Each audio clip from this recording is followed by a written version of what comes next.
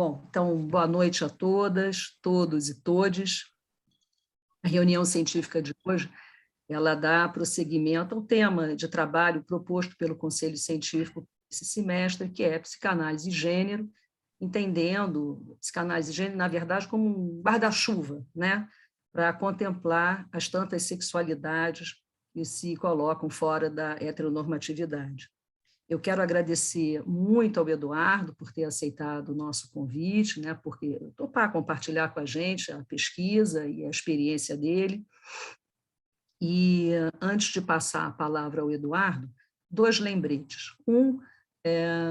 Para perguntas e comentários, por favor, coloquem, basta colocar o nome no chat e, por favor, também fechem os microfones. Eu vou apresentar o Eduardo para passar logo a palavra a ele. Eduardo de São Tiago Martins é psicanalista, membro efetivo e professor da Sociedade Brasileira de Psicanálise de São Paulo.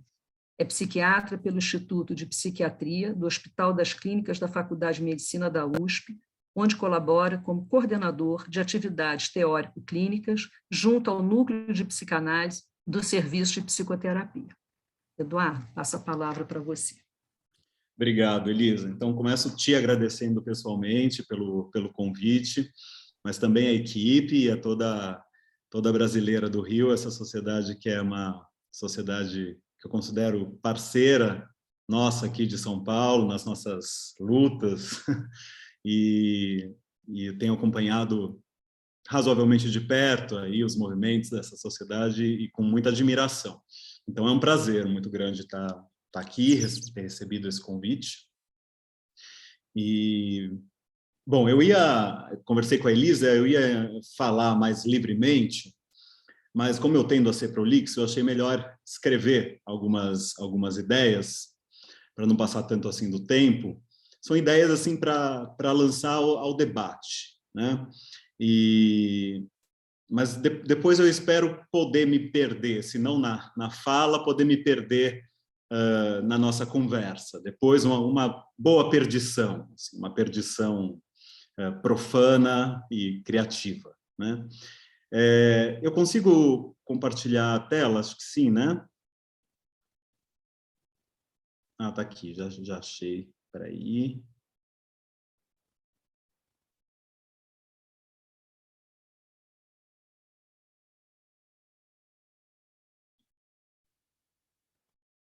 Vocês estão vendo a tela? Sim. Sim. Foi, tá. Bom, então, psicanálise e gênero, um furo no guarda-chuva. Eu propus esse título quando a Elisa me trouxe, desde da sua equipe, uma associação do tema psicanálise e gênero à imagem de um grande guarda-chuva, que ela mencionou agora, né? Um guarda-chuva capaz de abrigar as mais diversas singularidades. Eu gostei dessa imagem, eu tinha acabado de rabiscar algumas ideias quando eu propus, então, a Elisa um furo nesse guarda-chuva. Mas aí, logo em seguida, eu me lembrei de um hino gay dos anos 70, na voz da Gloria Gaynor, e me ocorreu um outro título para hoje, que é I Will Survive, que eu traduziria com liberdade assim, para esse nosso começo de conversa. O eu quer sobreviver. O eu quer sobreviver. Essa imagem é a foto de uma campanha de uma marca de roupas íntimas. É um homem grávido.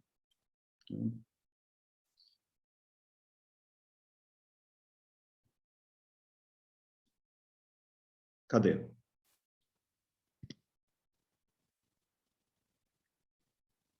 Pronto. Saiu o compartilhamento, né? Sim, então tá. É isso mesmo. Bom, vamos ver então o que eu escrevi. O convite que me foi feito para hoje veio no sentido de pensar como a teoria psicanalítica sua metapsicologia, pode contribuir como ferramenta para o debate sobre as questões de gênero, mais especificamente sobre o tema das transexualidades, uma vez que esse debate recai, muito comumente, na interface com outros campos do saber. A psicanálise já produziu uma série de frases feitas, fast phrases, sobre esse tema de consumo imediato. Algumas são afirmações patologizantes, tão graves como, aspas, pessoas trans são estruturalmente psicóticas. Outras não soam mais sensatas, como questões identitárias ou identidade nada tem a ver com a psicanálise. Freud nunca pretendeu definir o que é um homem ou uma mulher. A psicanálise lida com os jogos e precipitados identificatórios, com a noção de identificação e não com identidades. Eu diria que essa é uma boa frase feita. Eu mesmo já utilizei bastante em situações em que eu não estava muito disposto a me molhar. Identidade não é com psicanalista. E é verdade que a posição de escuta do psicanalista ocupa o sítio do estrangeiro, nas palavras de Pierre Fédidat, está voltada ao sujeito do inconsciente, a essa outra cena onde os jogos identificatórios obedecem ao polimorfismo, poderíamos até dizer ao transmorfismo pulsional, que a teoria do sonho nos revela com clareza. Nas artes dramáticas, chama-se physique de rôle as características físicas de uma determinada personagem. Por exemplo, se a personagem for uma femme fatale, uma atriz cujo corpo não corresponda ao ideal de corpo da Marilyn Monroe, por exemplo, dificilmente ganhará o papel, por mais talentosa que seja como atriz. Diriam que ela não tem o physique de rôle para uma femme fatale. Talentosa, mas o ideal é exigente. Outro dia mesmo, Kim Kardashian, uma das celebridades mais populares dos Estados Unidos, perdeu 7 quilos de seu corpo para entrar no vestido ideal que Marilyn Monroe usou em 62 para cantar Parabéns a Você ao Mr. President. Bom, para o sujeito do sonho, o physique de rôle não é exatamente um problema. Afinal, o sonhador pode estar representado em seu sonho, em condensações e deslocamentos, pelas mais diversas figuras. Figuras que independem da realidade do gênero ou até mesmo da espécie do sonhador. Ele pode ser um lobo, ou até mesmo um objeto, ou uma formação natural, um rochedo, por exemplo. Agora, para o eu corpóreo, o eu da polis, os ideais da cultura e seus physique de rôle costumam ser um baita problema.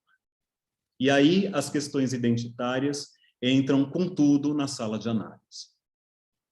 Mas mais do que aprender algo com a teoria psicanalítica, as questões identitárias também podem convocar o psicanalista a uma revisão epistemológica constante e também a uma assunção do posicionamento de sua escuta.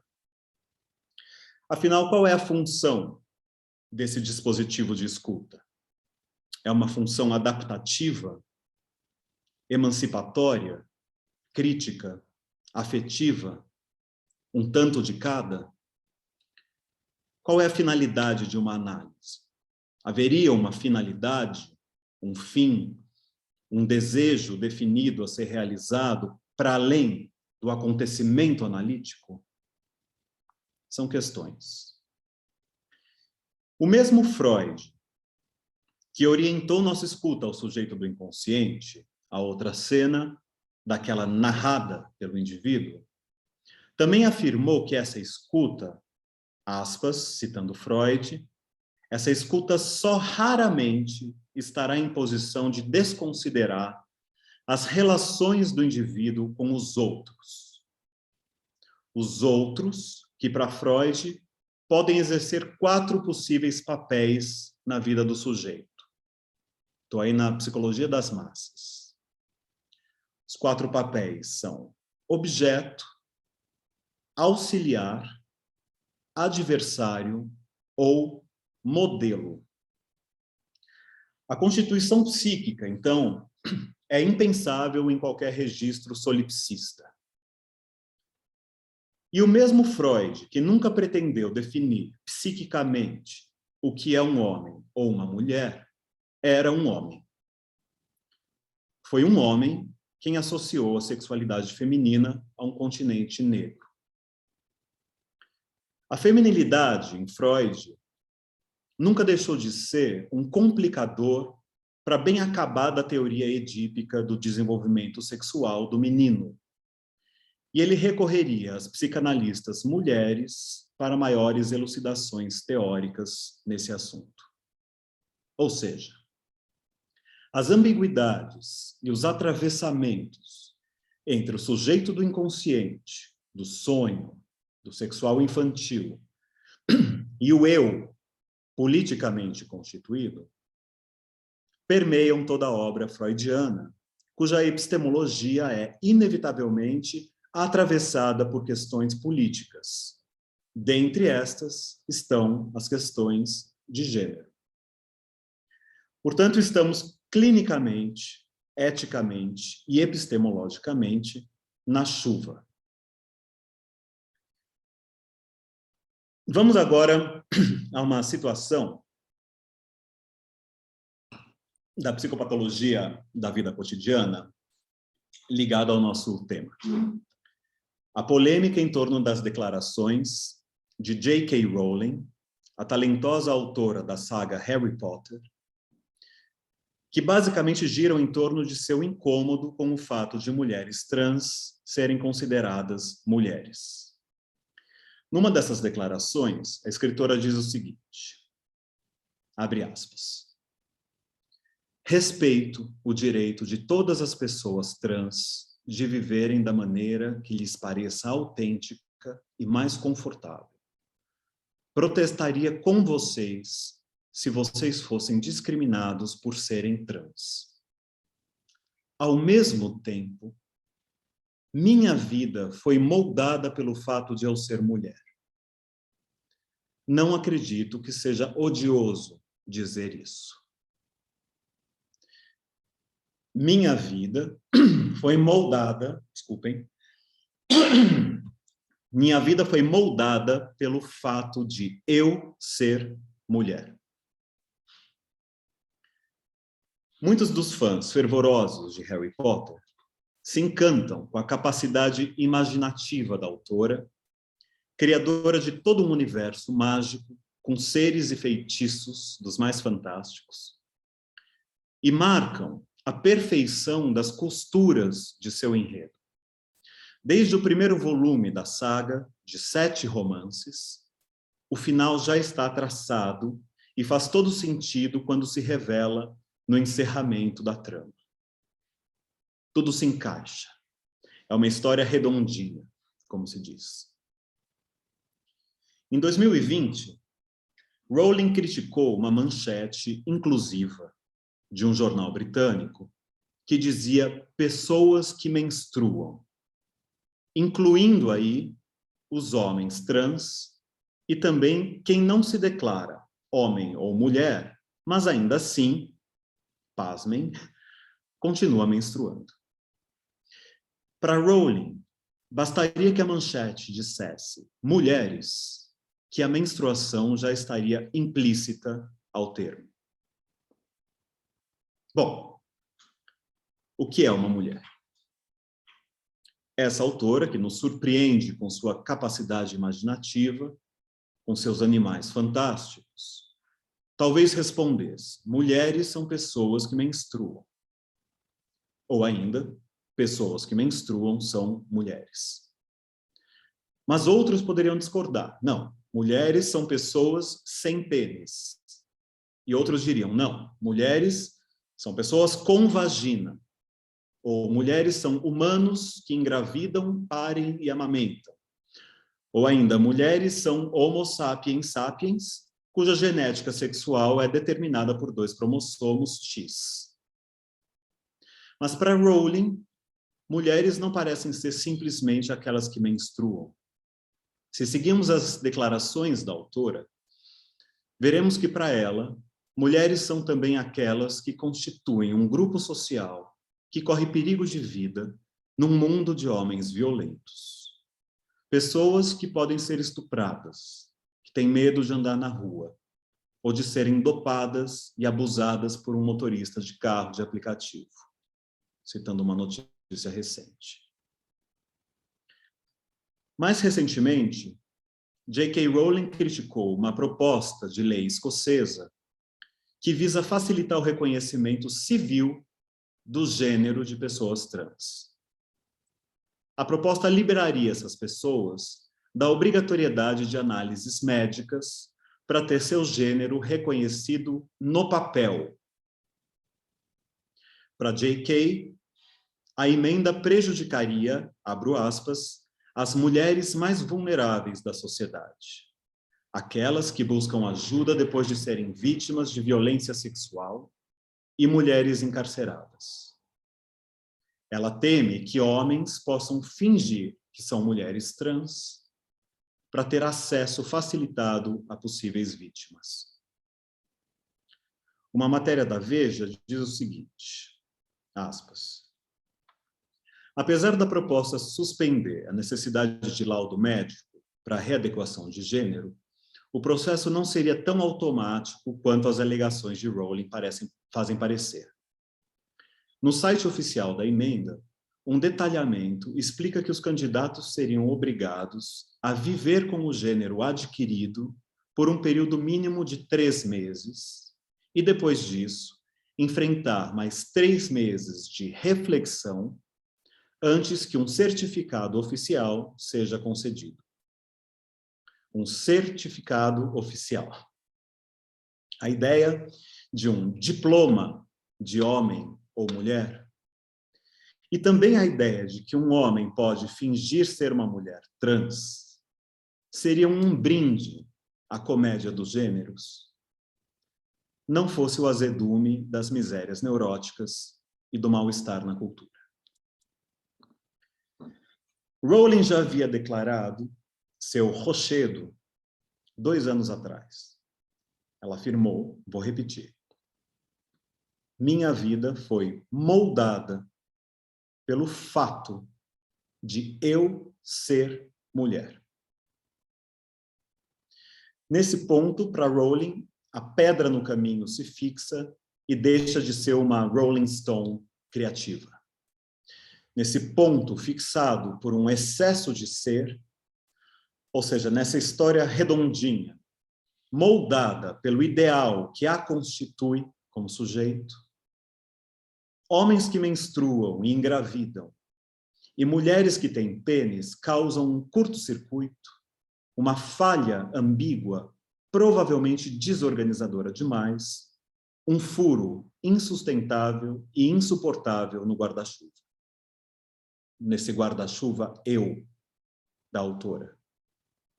Um eu que as psicanálises podem encarar tanto como soberano, um eu a ser fortalecido, quanto como sintoma a ser analisado, o que determina diferentes posicionamentos do analista em seu dispositivo de escuta.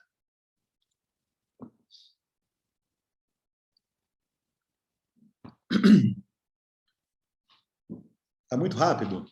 Está dando para acompanhar? Bom, mas Freud escreveu que a anatomia é o destino, né? De fato, a anatomia traz consequências psíquicas. Rowling poderia ter dito, minha vida foi moldada pelo fado de eu ser mulher. Destino. Quem já teve contato com um laboratório de peças anatômicas, pedaços mortos de corpos indigentes, só poderia concordar com essa afirmação. A anatomia é o destino. Sendo a morte o grande fado, essa equivalência parece irrecusável. Me lembro nitidamente da primeira aula de anatomia. O professor exigia respeito perante as peças, dizia serem sagradas, mas nem a sacralização, nem a nomeação científica davam conta do destempero perante a morte. Nunca demorava muito para as piadas surgirem no laboratório, ou mesmo algumas brincadeiras de mau gosto, como se houvesse mau gosto maior do que um laboratório de anatomia. Não era desrespeito. O humor e o sacrilégio eram uma questão de sobrevivência. I will survive. Afinal, o que é a anatomia? Ela dá conta da natureza do corpo? Em meus tempos de faculdade, nunca tivemos contato com a anatomia de cadáveres ricos, socialmente bem alojados, com direito às cerimônias do adeus. Nunca estudamos essa anatomia, essa natureza. Acho que tem um microfone aberto. Joia. Obrigado. Lembremos que a frase de Freud, Anatomia é o destino, se relaciona com uma frase que Napoleão Bonaparte teria dito a Goethe: o destino é a política.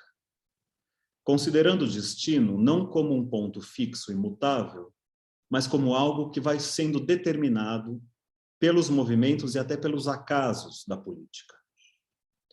Portanto, se a anatomia é o destino e o destino é a política, podemos afirmar que a anatomia e também a natureza são a política. E afinal, o que é a natureza? Um corpo que realiza procedimentos estéticos, que faz reposição hormonal, que clareia os dentes, que se veste, se perfuma, usa brincos, maquiagem, que usa a pedra lascada como arma e ferramenta, que constrói foguetes e viaja de férias para a Lua. É um corpo natural?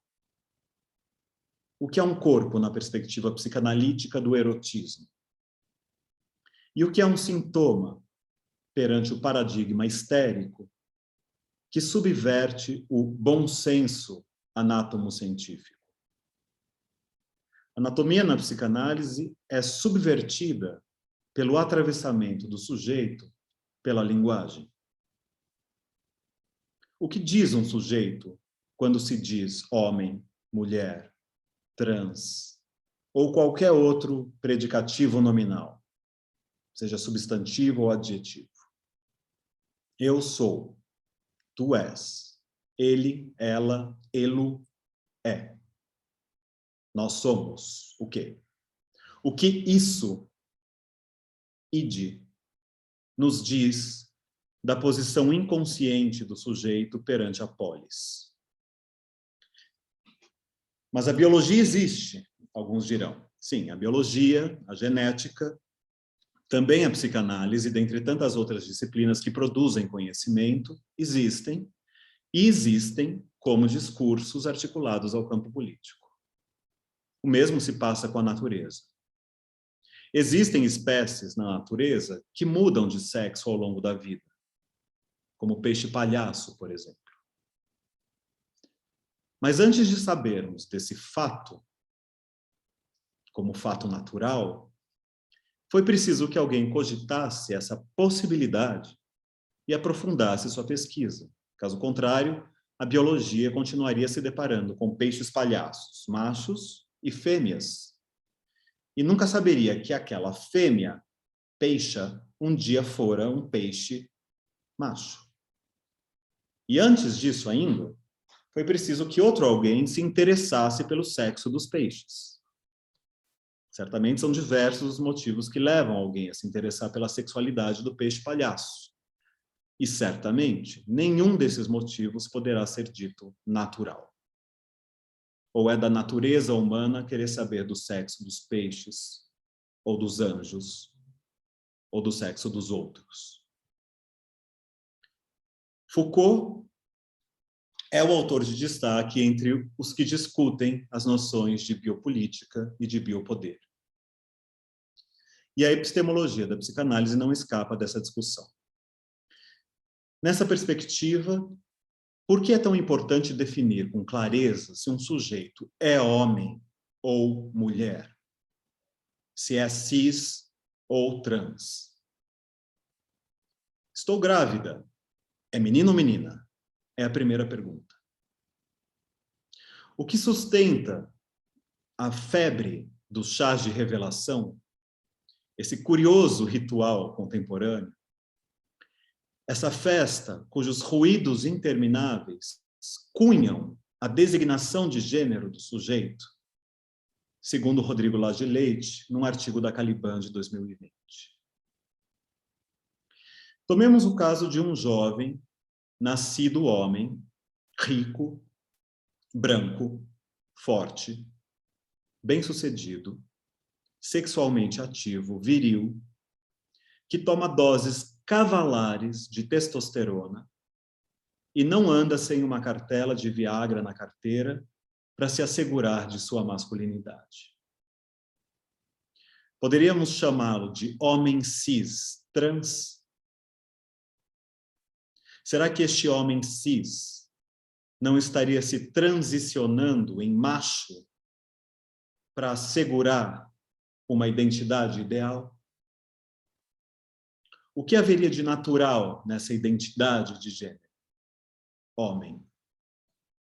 O que um sistema como o patriarcal, ocidental, monogâmico, pós-industrial e midiático idealiza em um homem, em uma mulher, em uma criança, em uma família, em um Édipo? Que castelo de cartas é esse que vai sendo mantido por tais ideias e ideais? E como se intrincam, e se engendram, e se extrapolam o ideal e o sexual? Em 2016,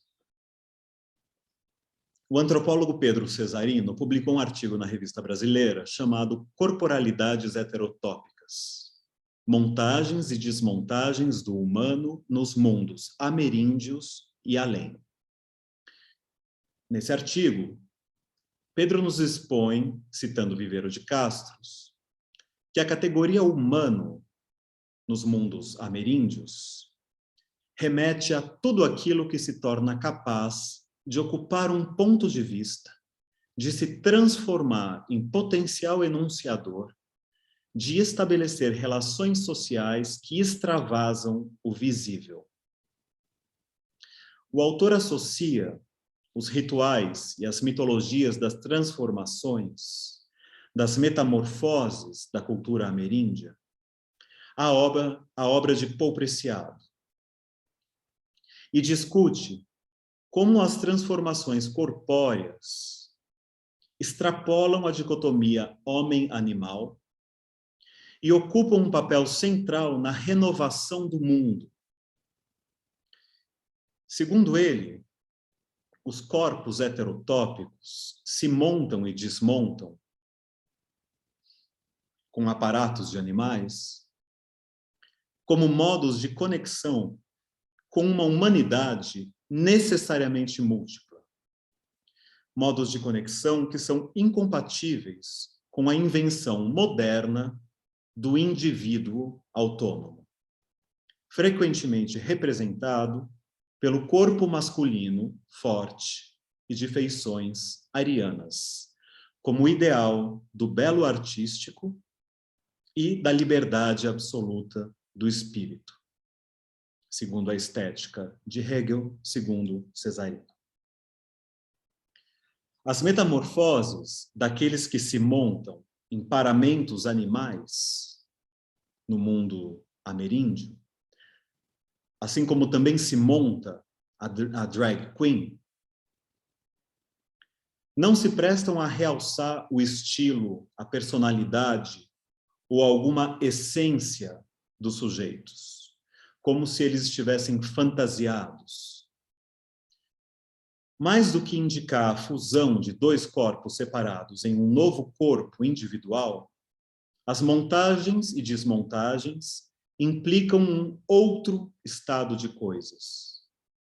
Transformam o status quo e ultrapassam as nostalgias orgânicas que confinam o problema do gênero nas estruturas do poder patriarcal, nas palavras de Cesarino.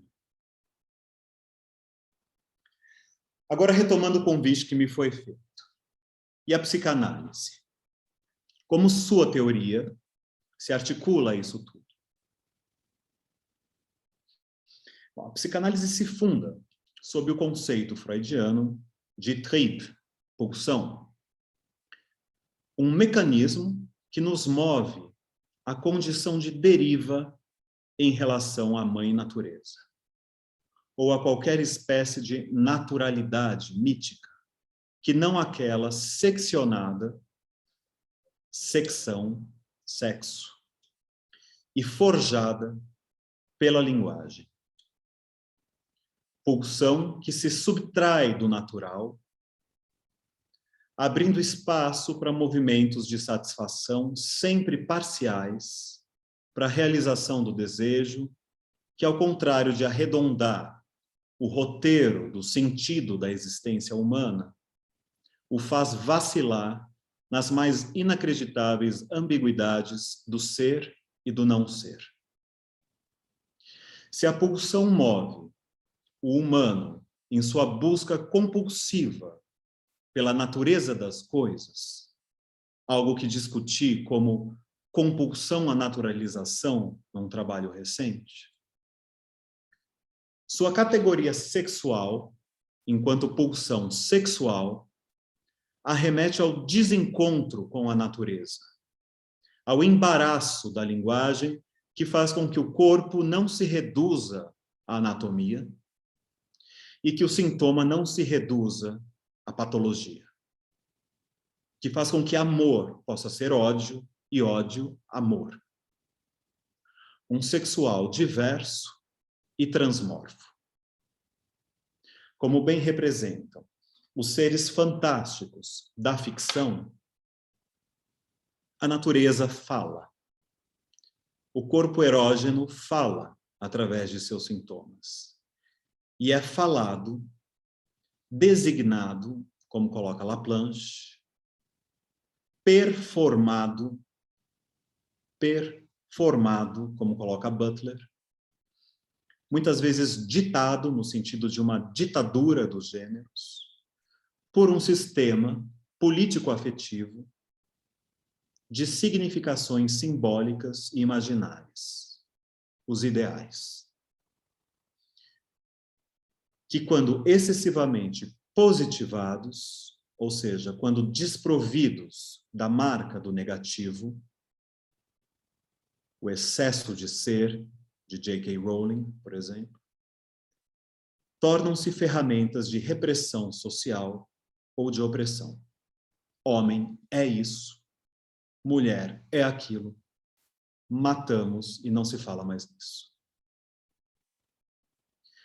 Recentemente, o colega meu xará, Eduardo Zaidaft, não sei se é assim que pronuncia, aqui da sociedade, da casa, escreveu um texto no OP que trazia uma anedota utilizada por Zizek para tratar do valor libertário dessa marca do negativo. O 100 do café sem creme. Então, a anedota é: quando o cliente entra no estabelecimento e pede um café sem creme, e o garçom diz: não temos café sem creme, mas temos café sem leite, nada se altera objetivamente na substância do café. Ao mesmo tempo, o negativo da linguagem, esse 100, faz com que não possamos nunca mais equivaler um café sem creme a um café sem leite. o café perde, assim, sua natureza.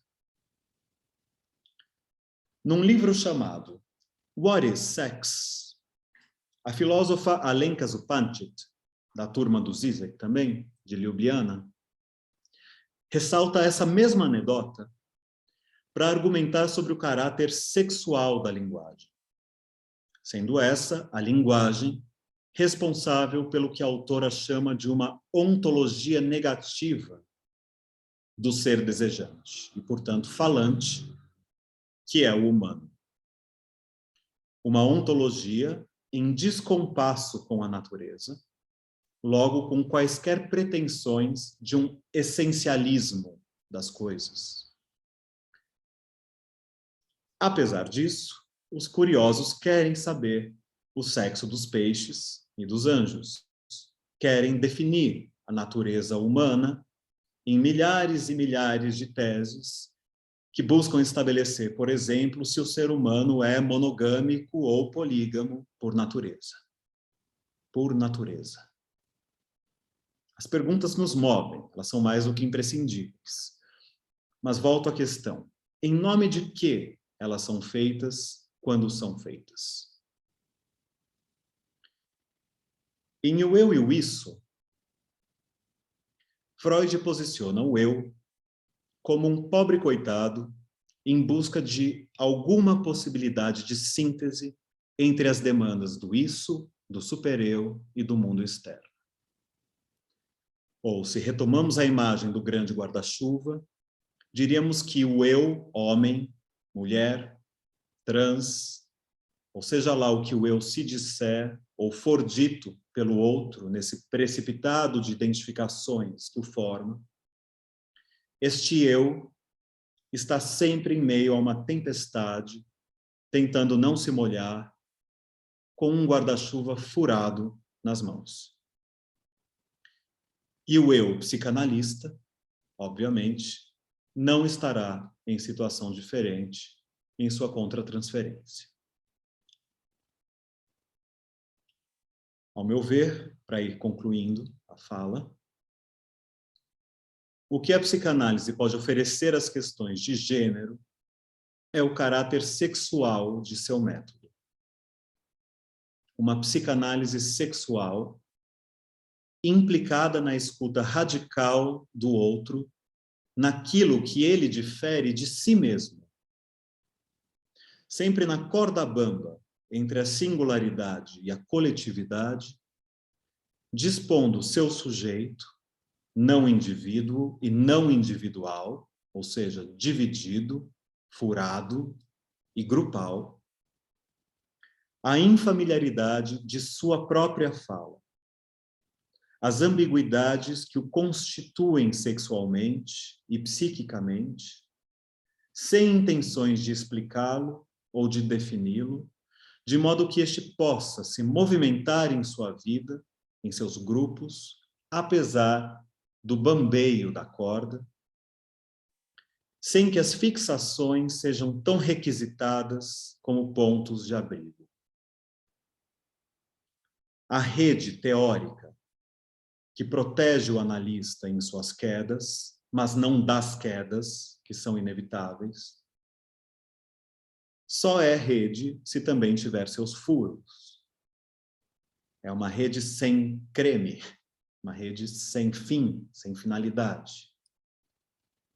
E justamente por isso, pode também se movimentar e se sujeitar às revisões epistemológicas que o transmorfismo das sociedades humanas exige dela, da teoria. Como nos propôs Paul Preciado, em seu conhecido manifesto de 2019, Eu sou um monstro que vos fala. Epistemologicamente, segundo Cesarino, naquele mesmo artigo, monstro é o que demonstra um determinado estado das coisas.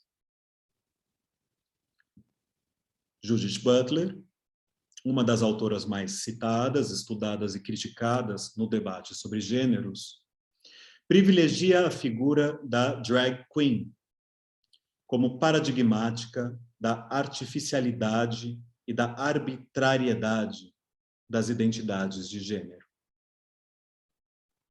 A drag queen revela o status quo. Se um homem pode ser uma mulher e uma mulher um homem, é porque, de fato, não há substância alguma nessas categorias, nenhuma essência. Portanto, pergunto, caberia à psicanálise mitificar substâncias psíquicas que dessem conta deste furo no guarda-chuva? Penso que a radicalidade do método psicanalítico está na sustentação deste furo, dessa ambiguidade promovida pela palavra, para além dos ideais culturais e dos jogos políticos de poder que constituem nossos sintomas, nossos eus, e que, precisamente por isso, não podem escapar dos divãs. Quer o psicanalista queira, quer não, as transferências o fazem queer, o fazem trans. E se as resistências não forem fortes demais, o psicanalista poderá retomar a disco music de Gloria Gaynor e refletir. Compartilhar de novo aqui a tela.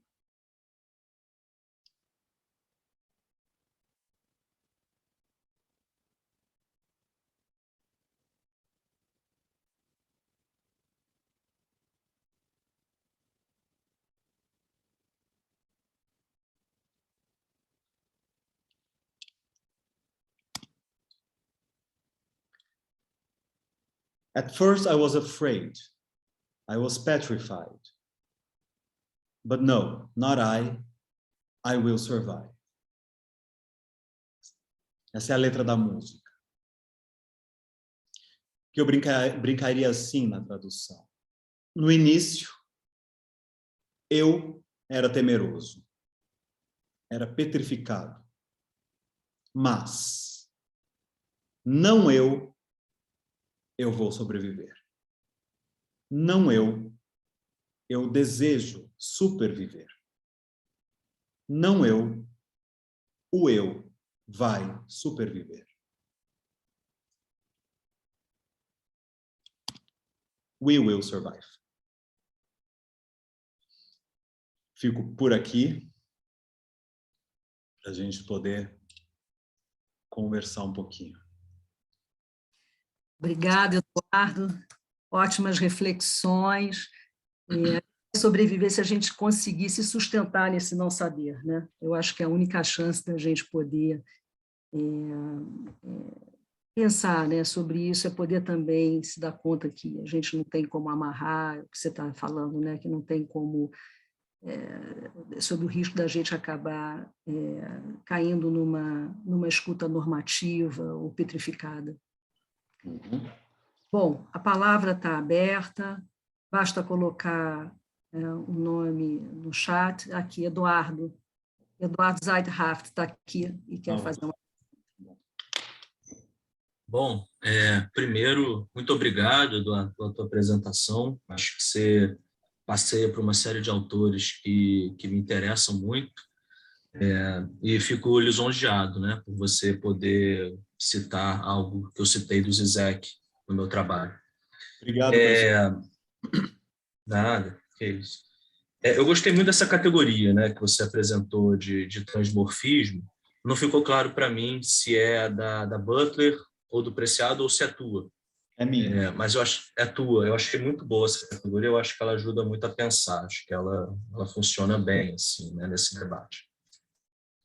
Eu achei curioso, assim, na verdade, me surpreendeu que você tenha me citado, porque na tua apresentação eu senti uma ênfase muito culturalista, que é uma abordagem, assim, eu sou um naturalista convicto, né? Então me chamou muito a atenção. Mas que eu acho que, como eu entendo o naturalismo, é um pouco diferente da maneira como você critica o naturalismo, né? E não sei, queria te perguntar um pouco, né, sobre essa tua leitura aí da ontologia negativa, né, especialmente do Zizek, e tem vários aí que vieram dele, e que, né, do meu ponto de vista é claro, assim, né, que existe essa dimensão da linguagem que transmorfa a natureza, né, mas eu não penso que isso seja uma tese incompatível com o naturalismo, né? Eu tendo a entender, pelo contrário, que essa excepcionalidade do humano feita pela linguagem simbólica, né, é, ela só pode existir se na natureza antes houver essa possibilidade também, né? Tem um discípulo do Zizek, que é o Adrian Johnston, que ele tem um texto muito interessante, né, que ele faz um debate do Zizek, que ele concorda com o Zizek, que ele discorda, né, que é naturalismo ou antinaturalismo, nenhum dos dois, os dois são piores, né? É assim que eu traduziria, né, a maneira como ele intitula lá o texto dele.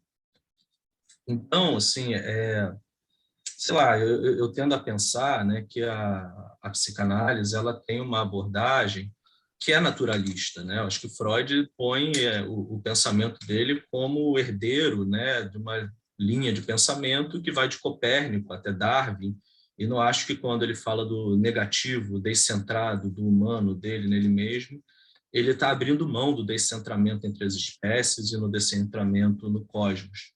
Então, eu venho assim um pouco colocar, né, em xeque um pouco assim o quanto que é necessário a gente refutar o naturalismo para que a gente defenda as teses de que a linguagem ela é transmórfica ou transmorfizadora, né, por assim dizer, porque eu tendo a achar que para que haja esse aspecto negativo do humano, antes a própria natureza deveria contar com essa negatividade, né? Talvez exista uma dupla negação, né? O Zizek fala muito isso, mas que antes na natureza, a própria natureza tem que ser transmórfica para que o transmorfismo em nós humanos tenha podido emergir.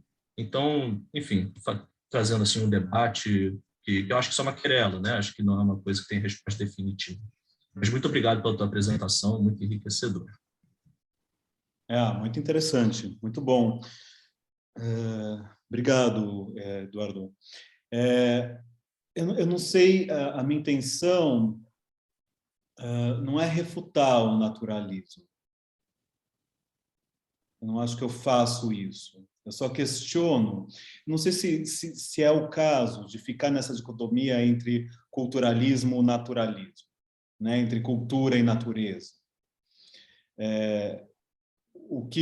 Como eu entendo o Zizek, o que a Alenka Zupančič coloca nesse livro dela, e explora detalhadamente, e apresenta essas ideias, é que natureza e cultura elas se auto-engendram, elas se engendram mutuamente uma a outra. Quer dizer, o ponto é que o que eu coloco no texto é que não daria, no meu ponto de vista, para atingir qualquer tipo de purismo, né, de pureza natural. Como se houvesse um naturalismo puro que pudesse escapar do culturalismo. Que não fosse marcado, né, tingido pelo culturalismo. Então, de fato, a natureza existiria de qualquer modo, né? Mas de que natureza a gente está falando quando fala da natureza e, principalmente, quando recorremos à natureza para, muitas vezes, tentar justificar prescrições ou proscrições repressoras, opressoras, que são da cultura. Então, eu recorro à natureza para dizer que o normal é a heterossexualidade, uma vez que há um encaixe entre o pênis e a vagina, né? E que a sexualidade visa a reprodução na natureza, né? Que um homem... eu recorro à genética para dizer que quem tem uma genética XY é homem, quem é XX é mulher. Não há mais o que ser dito sobre isso, né? Então, é um uso que se faz do naturalismo pela via da cultura e da política, né? Eu estou assistindo uma série que eu estou adorando, não sei se vocês estão assistindo, que chama Serpente de Essex, que é uma série de cunho feminista, né, que se passa aí na virada do século XIX para o século XX, né? Darwin está muito na moda, na cultura, na moda mesmo, assim, nessa época. E numa cidadezinha na Inglaterra, dizem que surge ali uma serpente maligna, que a cidade interpreta como algo demoníaco mesmo, mais ou menos na linha das bruxas de Salem, né? E a cidade se apavora com isso. E a protagonista é uma mulher que durante muito tempo foi uma mulher oprimida, violentada pelo marido, vivia trancada em casa, mas uma mulher muito curiosa, muito inteligente, linda. E quando o marido morre, ela se vê livre e ela decide, como naturalista, ir para essa cidadezinha e pesquisar essa serpente. Ela acredita que, de fato, é um ser pré-histórico mal evoluído, né? Que não evoluiu direito. E aí ela vai atrás dos fósseis e etc. E é claro que existe uma opressão, uma repressão a ela nessa cidadezinha. Ela é vista como uma espécie de bruxa que chega com essas ideias, né, do naturalismo. E o pastor da cidade se apaixona por ela, ou seja, é uma Eva, né? Assim, é uma Eva que chega e a natureza, né, o modo dela enxergar, as pesquisas dela em relação à natureza são vistas como sacrilégios. E ela, ao contrário, está tentando fazer um uso da natureza, da ciência, para justificar ali um fenômeno e refutar a ideia de um demônio, né? E também se salvar através da ciência. Ou seja, tudo isso muito imbricado, né? Eu acho que não daria para separar uma coisa da outra, pelo menos, ou buscar qualquer tipo de purismo, assim, que me pareceria naivo, assim, né? De achar que dá para falar da natureza de forma imune, né, aos atravessamentos da cultura, da política, da história, né? Por aí que eu estou pensando. Eu gostaria de falar alguma coisa. Fala, Letícia, pode falar. Eduardo, achei bastante interessante a sua colocação, né? E o que o Eduardo traz, né? E deu, né, uma abertura para o Eduardo, né, colocar, né, muito bem. E algo que me chama bastante atenção, né, nas questões, né, nas questões raciais, nas questões de gênero, né, nas nossas questões cotidianas, né, são elementos que têm no nosso próprio pensamento, né, de transformar de forma dualistas as categorias, né? Então, categoria, né, como natural, categoria como natureza, como cultura, né, elas são vítimas, assim, né, preferenciais desse pensamento nosso, né, cartesiano, né, do dualismo. E fazemos logo um X no meio, né, o pensamento fica algo versus aquilo.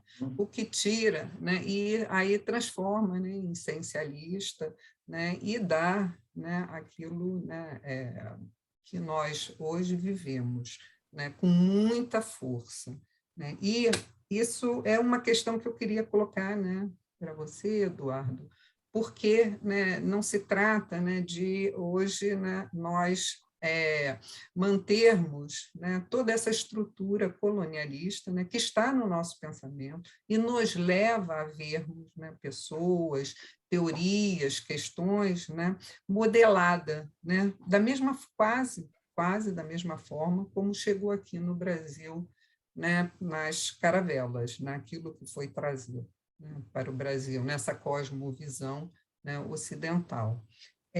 Aí eu queria, então não se trata de dizer que esse colonialismo, né, é errado, né? Nós já sabemos os efeitos disso, né, no mundo, né? Mas por que permanece? Porque ainda é hegemônico esse pensamento. E quando você coloca, né, isso me interessa por demais. E eu me volto muito para a estrutura do nosso próprio pensamento, como nós pensamos, né, o mundo, né? E aí replicamos essa herança, né, que chegou aqui até nós, né, e nós brigamos por ela. Brigamos, somos violentos, ela se tornou violenta. E, Eduardo, quando você coloca, né, we survival, né, mas tem, né, muita gente que não está sobrevivendo, tem muita gente que está sendo assassinada, né? O Brasil é campeão, né, número 1, né, em assassinato, né, de transexuais, homossexuais, né, e mulheres também, né? E é o primeiro lugar em uso, né, na internet, né, de sexo, né, homossexual e sexo, né, transexuais. Por que isso ainda persiste, né? Porque sabemos que matamos, né, essas pessoas, alijamos, né, dos nossos grupos. Vejamos aqui, né, quantos transexuais tem aqui. É permitido um transexual se inscrever numa sociedade de psicanálise? Quantos negros nós temos, né? Estamos em 2022. Então, algo existe muito forte que me chama muito a atenção, né? É essa persistência.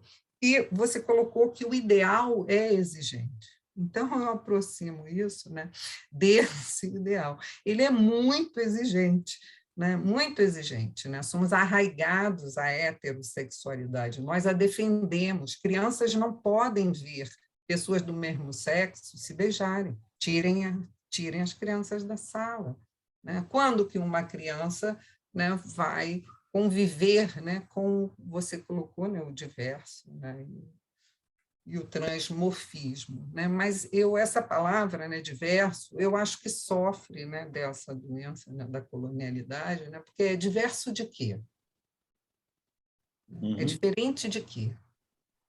É diferente de algo, é diferente talvez desse ideal, né, aí exigente, né? Então, são algumas coisas, né, que eu pensei, né, e eu temo ficarmos muito distante, né, de algo, né, que podemos falar natureza ou cultura, né, mas nós ficamos muito distante de pessoas que se expressam, né, da forma, né, que algo manifesta nela, né? E aí nós tentamos, né, na clínica, né, dar um lugar a isso, dar um sentido a isso. E esse sentido nós usamos, né, as nossas teorias que não consideram a existência dessas pessoas.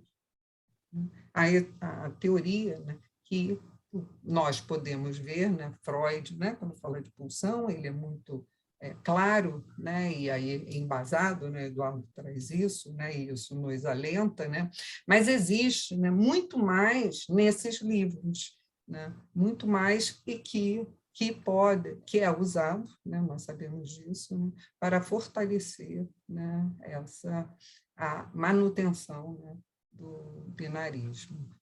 Então, era isso que eu queria falar. Obrigada. Muito bonito o seu texto. Você tem uma voz linda. Eu estou encantada. Eu estou meio... Obrigado. Então, mas... preocupado. Não, obrigada, Letícia. Ótimo. Obrigada.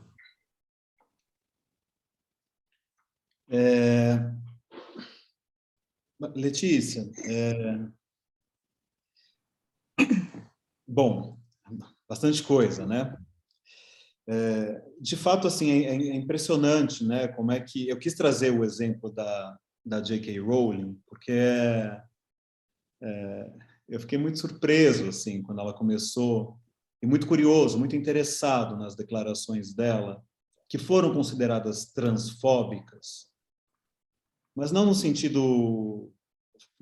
foram consideradas pela mídia transfóbicas num sentido muito pejorativo e inclusive acusativo, assim, né? Já querendo cancelar a autora, né? Mas eu fiquei muito curioso, falei, deixa eu ler o que ela está falando, para entender por onde está passando ali, claro que ela não está no divã, né? Mas por onde está passando essa fobia, né? Se dá para a gente usar de fato esse termo, mas me parece que sim, né? Numa autora capaz de criar, né? De fato, de subverter a cultura, a natureza, como nós a conhecemos, nas suas obras fictícias, né? Nas suas obras de ficção.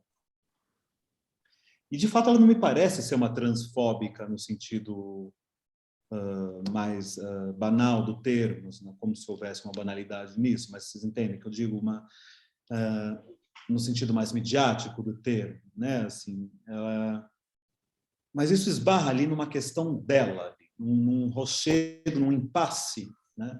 Constitutivo dela, supostamente, né? Então, sobre a questão da colonialidade, tem um autor, né, o Aníbal Quijano, um autor peruano, que ele cunhou um termo chamado colonialidade do poder. E é um autor muito estudado assim por outros autores pós-coloniais, inclusive pela Rita Segato, que eu estou gostando muito de ler agora, né? Que ela a ideia de colonialidade faz a gente não poder dizer pós-colonial, né? Quer dizer, o colonialismo persiste, como você colocou, né, Letícia? E ele não coloca como algo histórico, como um fato que persiste e um dia pode ser eliminado. Ele coloca a colonialidade como constitutiva do mundo como ele é desde que a América apareceu.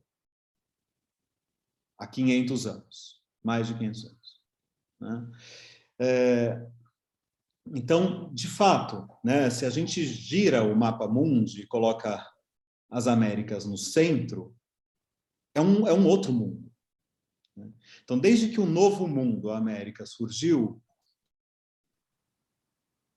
o mundo como nós o conhecemos hoje. Né? E os movimentos decoloniais, historicamente falando, né, foram aí um marco para o surgimento da modernidade.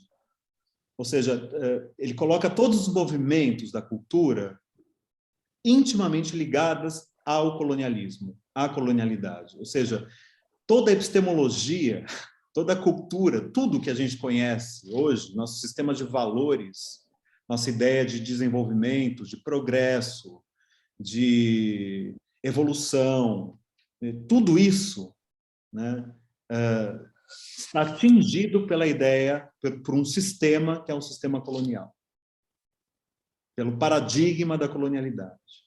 Então, assim, pode parecer muito pessimista isso, quer dizer, não daria para escapar disso, isso constitui tudo que a gente tem hoje.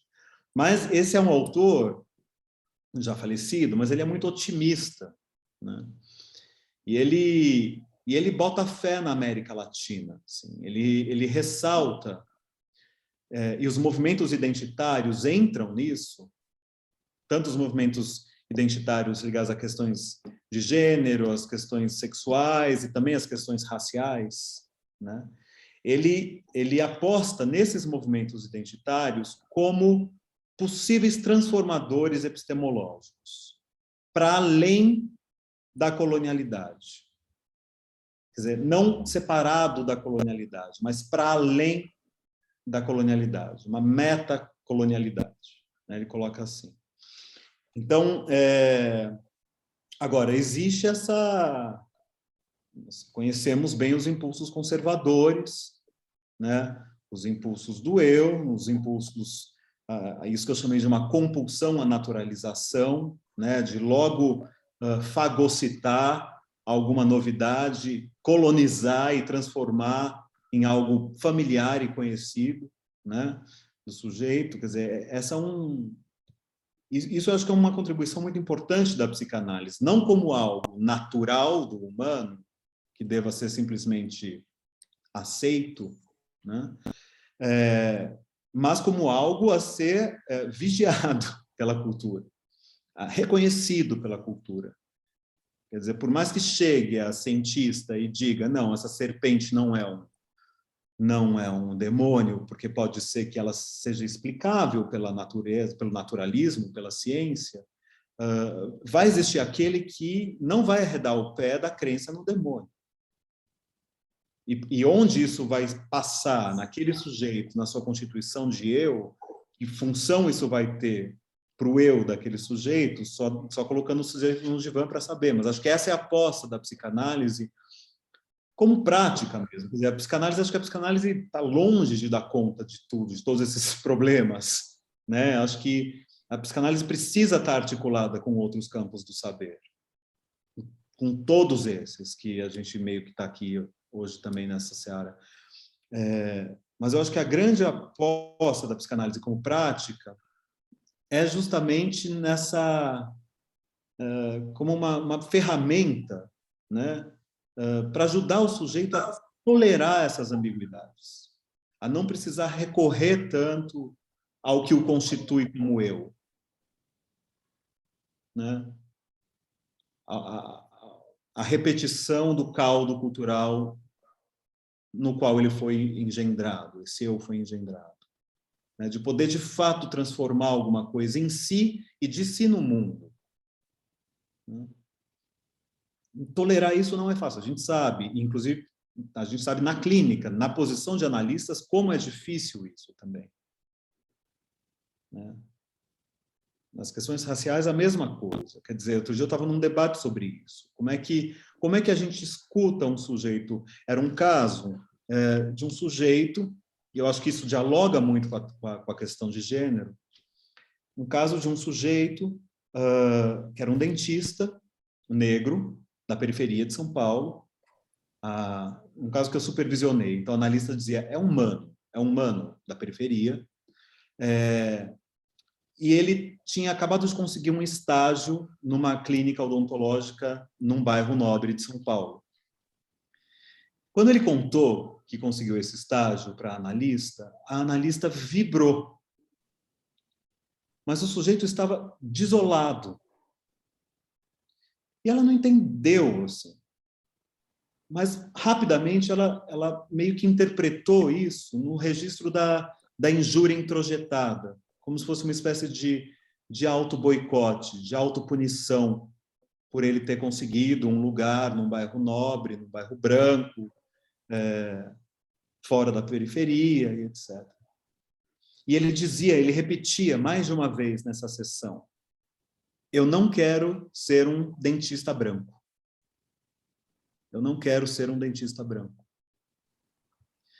E aí, na supervisão, me pareceu, a mim, que ele estava falando exatamente o que se passava ali naquela desolação. Quer dizer, não se tratava de ser um dentista num bairro branco ou com uma clientela branca, ou, de repente, de ser um dentista bem-sucedido e prosperar na carreira. Não parecia que ele estava no território da culpa, me parecia que ele estava no território de uma impossibilidade mesmo, de uma impossibilidade epistemológica, porque não tem como não ser um dentista branco quando toda a odontologia é branca, epistemologicamente falando, né? Ela é constituída pela branquitude, pela brancura, pela ciência branca. É uma ciência branca. Então, é impossível não ser um dentista branco ainda. Quer dizer, ele pode ser um dentista branco de pele negra. Então, o que ele estava dizendo, o impasse dele, me parecia que passava por aí, né? Então, em relação à colonialidade, é a mesma coisa, né? Não existe uma teoria psicanalítica não colonial, acolonial ou ahistórica, né? É uma teoria que foi constituída num momento e atravessada por um sistema, por uma cultura, por um sistema político, e a gente precisa reconhecer isso. Quer dizer, não se trata de jogar o bebê com a água do banho. Ao contrário, me parece que a partir do reconhecimento da epistemologia da psicanálise, a gente consegue, de fato, se apropriar melhor e talvez transformar essa teoria psicanalítica que a gente herdou da Europa, né, numa teoria psicanalítica própria. E aí não se trata de ser uma ou outra, de fato, essa transformação, que essa ideia dos corpos heterotópicos, lá dos ameríndios, o Pedro Cesarina colocou muito bem, assim, a ideia da drag queen também, né? Não é a fusão de um corpo masculino, uma mistura do masculino com o feminino, num terceiro indivíduo. Se trata no momento em que um homem se veste de mulher ou um indígena se veste com a pele do lobo, ele não se torna um terceiro, ele faz um furo naquilo que significava ser homem antes da fusão. Né? É uma transformação no status quo. Então, é uma visão otimista. Né? Mas... Pode falar, Letícia. Eduardo, eu acho que... Não, o Sérgio Almeida estava na frente, gente. Eu sei. Eu sei, mas eu acho que a Letícia quer fazer algum comentário, quer conversar alguma coisa com o Eduardo sobre isso. É isso, Letícia? Ou é uma outra coisa? Não. Talvez, não me ficou muito claro, Eduardo, quando você fala que é branco, a odontologia é branca. Porque ela, me parece que, nesse sentido, há uma racialização, né, da odontologia ou de qualquer outra ciência. Nós sabemos que a ciência foi feita, por exemplo, a odontologia, né, de brancos para brancos, mas ela não é racializada. Esse branco é o branco universal, me pareceu esse ideal que você colocou, né? O ideal é exigente, o ideal é o branco, hétero, cristão, né? Que é, né, toda essa monogamia, né, que nós vemos, né, a monocultura, né, a monocultura dos afetos, né, a monocultura das teorias, né, e vai por aí. Mas eu não entendi bem racializar, né, a odontologia. A odontologia é ser branca, ele seria um epistemologicamente branco. Não me pareceu, sabe, mais confuso, porque nós vamos cair de novo dessa dicotomia, né? Coisas de branco, coisas de negro. Né? Por que não pode se afastar dessas categorias? Né? A odontologia é um sistema, né, de tratamento, de cuidado, né, de uma pessoa, e ela pode ser o que for, né, índio, indígena, branco, preto, né? E as pessoas não seria epistemologicamente branco, seria epistemologicamente criada por homens brancos. Né? E sobre, né, que você estava falando Letícia, da colonialidade... Letícia, só mais brevidade, porque temos ainda 2 pessoas inscritas. Não, só conclui, ou então deixa para falar alguma outra coisa. Não, o mais primordial, né? Sobre a colonialidade, né? A colonialidade é um sistema estruturado, né? E ela ainda está aí porque ela favorece ao capital. Né? Ela é capitalista, ela tornou-se capitalista. Né? E quem a mantém são os privilegiados, as pessoas que se privilegiam desse sistema. Os não privilegiados, né, as pessoas que o questionam, né, pretendem, né, ver quais são os elementos que constituem, existem elementos, categorias, né, que constituem a colonialidade, né, que engessam esse nosso pensamento, né, que podem ser, de fato, transformadas e destruídas. Né? Obrigada, Letícia. Eduardo, você tem mais 2 pessoas inscritas, você quer responder, Letícia? Você prefere ouvir uma outra pergunta? Vamos escutar, de repente, as duas e de repente, como a gente está avançando no tempo, eu tento dar depois fazer um apanhado. Tá bom. Sérgio Almeida? Antes de mais nada, eu gostaria de dizer, Eduardo, que eu achei a tua palestra excepcional. Como eu também gostei do trabalho que você escreveu e que chegou até alguns de nós, sobre o que você nos apresentou, embora de uma maneira muito mais organizada, teoricamente, e com outros desdobramentos, por exemplo, com a noção do duplo, que, se der tempo, eu gostaria de indagar.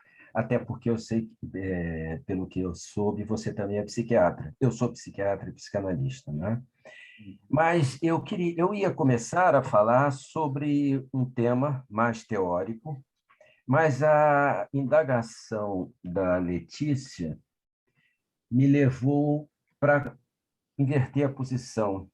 E aí eu queria indagar ao Eduardo supervisor, do caso que você nos apresentou, da tua supervisionanda, que fala que o paciente dizia: eu não quero ser um dentista branco. Antes de te ouvir, eu vou dar um depoimento a respeito, e aí eu queria também te ouvir a respeito do meu depoimento. Eu indagaria, antes de fazer qualquer alusão, seja racialista, colonialista ou de qualquer outra estrutura de ordem político-social, é o que seria branco para aquele paciente. O que é para o dentista negro? Eu indagaria o que é um dentista branco, privilegiando o adjetivo, e jamais toda a construção da frase. Essa é a primeira pergunta. A segunda são 2 perguntas de ordem mais teóricas. Eu observei que, ao longo de toda a tua brilhante exposição, uma palavra, e se eu fosse lacaniano, o que não sou, mas gosto da teoria, poderia dizer que há a presença do significante sexual muito recorrente o tempo todo, né? O sintoma sexual da psicanálise, o sexual de todas essas construções dos transformistas e transformismos, etc. Mas eu iria te perguntar do outro viés, e aí sim, ele me parece fundamental para a maneira como eu penso o próprio processo da psicanálise. Dentro dessa tua delineação teórica, que espaço fica para a pulsão de morte? E a última pergunta diz respeito, frase tua, aos impulsos conservadores do eu. E me deu a impressão, não impressão, eu ouvi como eu se fosse algo, uma estrutura aprisionada pelo id, pelo superego e pela realidade externa. E, seguindo essa linha que eu vejo ser mencionada em vários colegas, né, eu seguiria um outro caminho, da mesma forma que eu segui o caminho da indagação do branco. Seria o eu uma estrutura conservadora, portanto, da ordem da adaptação, ou, ao contrário, uma estrutura profundamente importante, até nessas questões de modificações de identidades, porque o eu seria, para mim, não uma estrutura da adaptação, mas da adaptabilidade. Então, já quando nós trabalhamos com pessoas que, no processo das suas transformações, abdicam, vamos dizer assim, não me ocorre outro verbo melhor, de identidades pretéritas e ganham novas ou conquistam identidades almejadas, esse processo de situação diante de aí sim, de uma estrutura sociopolítica, como diz a Letícia, que colonializa e é hegemônica, eu discordo um pouco disso, eu não acho que a hegemonia dê conta de tudo mais, mas, de qualquer forma, não seria um trabalho em cima do eu, não como conservador, mas, ao contrário, como disruptor, e que promoveria novas adaptações, portanto, uma estrutura da adaptabilidade e não do conservadorismo. É só isso. Uhum. Obrigada, Sérgio. Eduardo, acho que o Sérgio fez tantas perguntas que talvez fosse interessante, não sei o que você acha, talvez responder alguma coisa para a gente passar para outra pergunta. O que Tá você acha? bom. Sim. Sim, pode ser. Sérgio, muito boas as perguntas mesmo.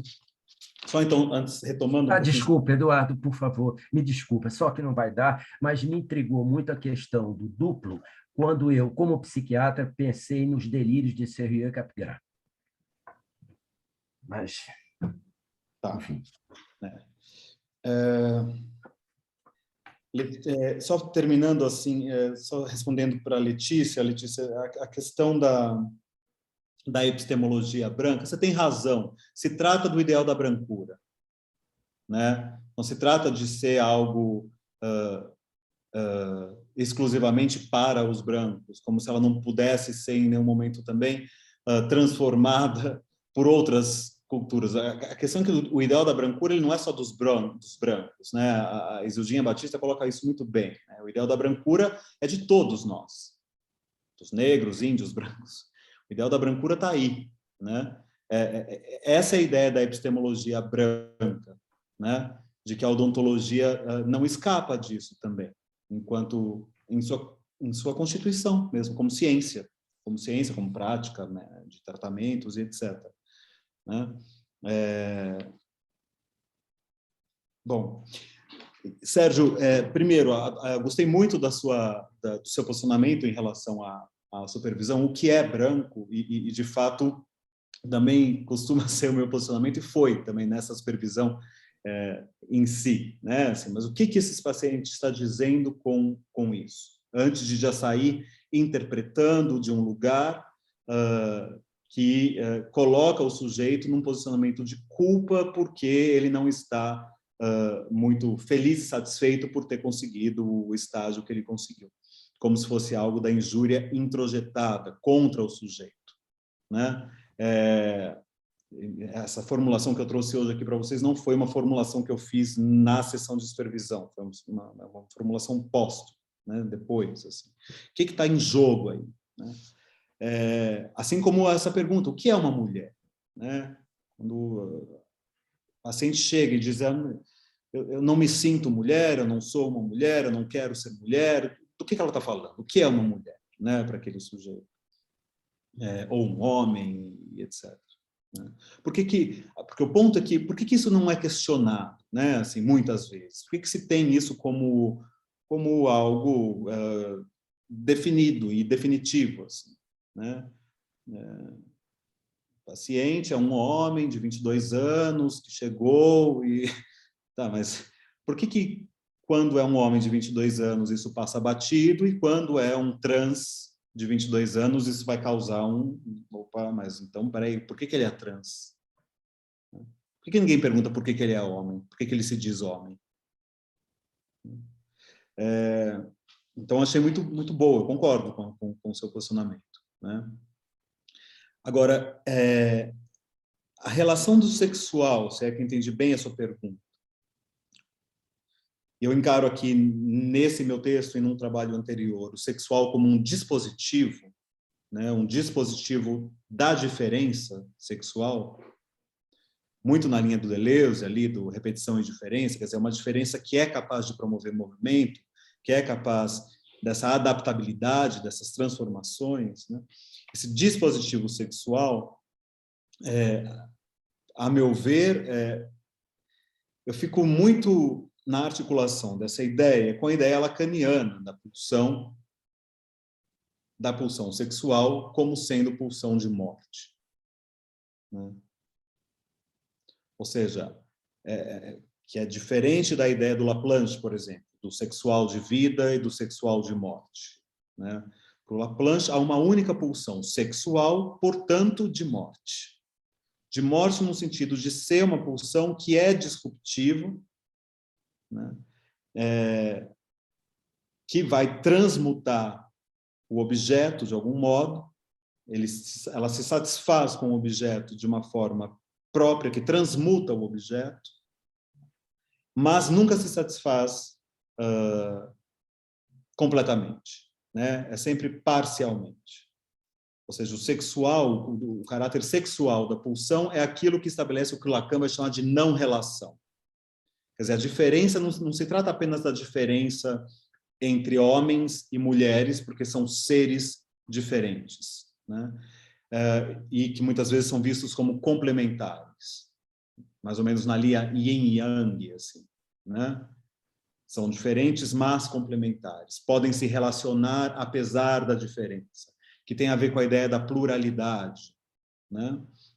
Não, se trata de um sexual, de uma diferença que é irrelacional. Assim.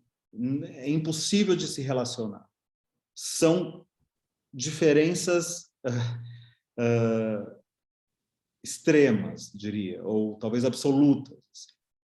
São absolutamente diferentes, incomparáveis, irrelacionáveis, né? Não sei se... É por aí que eu estou pensando a pulsão de morte nessa articulação. Não sei se isso te responde. Agora, em relação ao eu aprisionado, eu não vejo aprisionado. Eu concordo absolutamente com você. Eu não vejo aprisionado. Eu gosto de pegar o que o Freud coloca dele como um pobre coitado, no sentido dele